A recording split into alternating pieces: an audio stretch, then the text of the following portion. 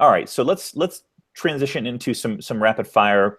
We'll rapid fire maybe three questions to you to get to know you a little bit more and kind of what makes you tick. So first question would be, Jim, at what point did you realize that you had a potential career in sales? When did you know that you were really good at what you do? This is a very easy answer for me. So one is I grew up poor, right? And so like I was always hustling to sell something so that I had money in my pocket. But when it really clicked for me, I was a graphic designer. Okay, it's what I wanted to be in my career. And what I realized was I had this gift of conversating with people and really understanding the big picture of what they wanted to get out of something. But then I realized I wasn't the best person to actually execute that. There were a lot of people better at graphic design than I was, but because I could have that conversation on the front end and I could communicate to the designer and get the end product, well, I started to say, okay, the buyer is willing to pay this and the graphic designer is making, let's say $15 an hour. Who makes all that money in the middle? That's the salesperson or the business owner, right?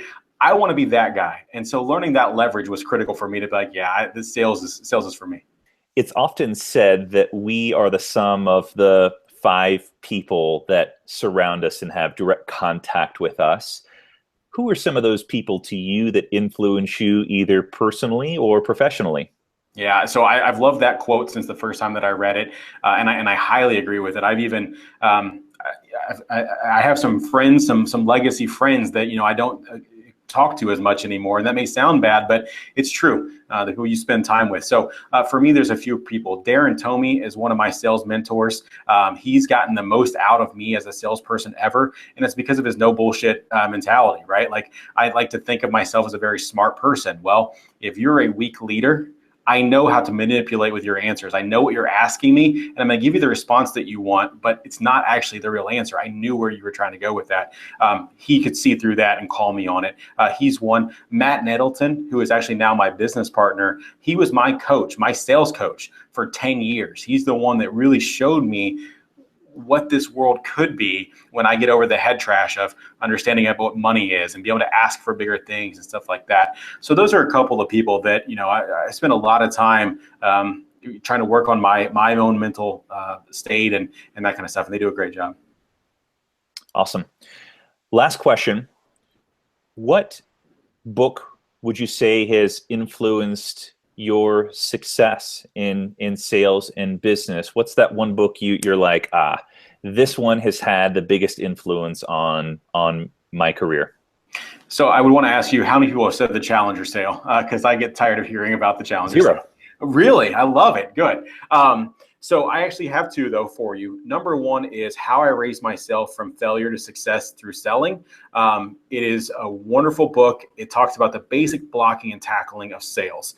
If you go back to Vince Lombardi, who would say, gentlemen, this is a football. Or you talk about John Wooden, who would teach people how to lace their shoes and pull up their socks. The absolute fundamentals that, if you don't do those right, you're not going to get the big stuff right.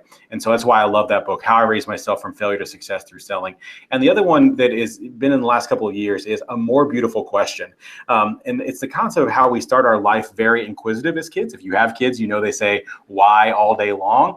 But why is it that we lose that naivety, right? The world that we live in today just kind of expects you to know the answer. And that's just a bad place to be. I think being curious leads to better conversations. It leads to better deals in the sales process and things like that. And so how can we relearn that naivety? But better yet, how can we start to ask questions that Google can't answer? Love it. Super insightful. Jim, we've enjoyed having you on, and in particular, learning about objection handling as well as negotiation. And we definitely will have you on again in the near future. But thank you for taking time out of your busy day to share some insight to our Real Sales Talk audience. Guys, I really appreciate it. I've been a fan of the show for a while, so now to get to be on here has been great. Thank you so much. Absolutely. All right, everyone. We'll see you all on the next episode of Real Sales Talk.